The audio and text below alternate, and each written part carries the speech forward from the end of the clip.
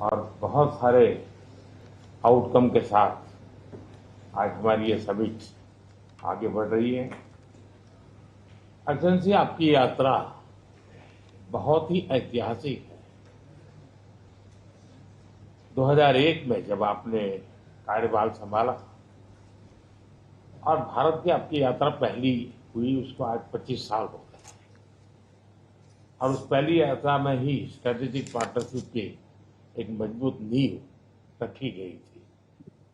मेरे लिए पर्सनली भी खुशी की बात है कि आपके साथ मेरे परिचय को और संबंधों को उसको भी 25 साल हो गए हैं।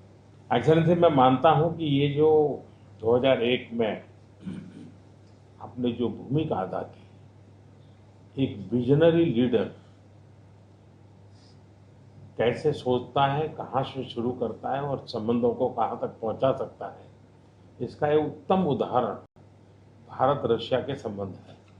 एक्सेलेंसी, यूक्रेन के संकट के बाद हमारी लगातार चर्चा होती रही है।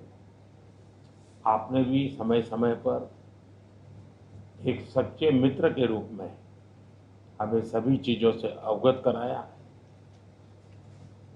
मैं समझता हूं कि ये विश्वास बहुत बड़ी ताकत है और आपको मैंने अनेक बार इस विषय की चर्चा भी की है और विश्व समक्ष भी मैंने रखा है कि विश्व का कल्याण शांति के मार्ग पर ही है।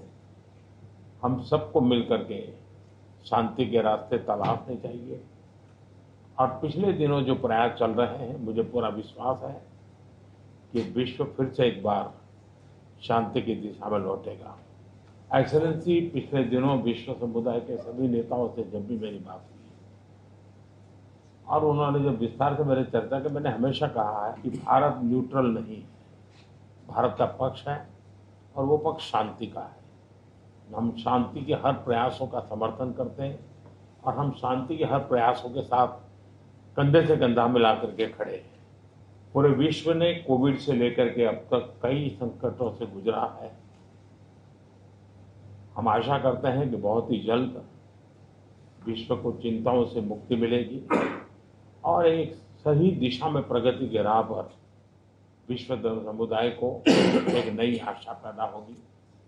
एक्सेलेंसी, मुझे पूरा भरोसा है कि आज दिन भर हम अनेक विषयों पर चर्चा करने वाले हैं।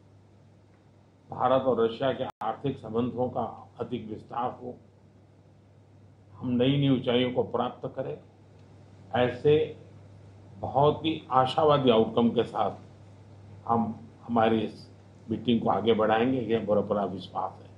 माय फ्रेंड, मैं फिर से एक बार आपका फिर से बहुत बहुत स्वागत करता हूँ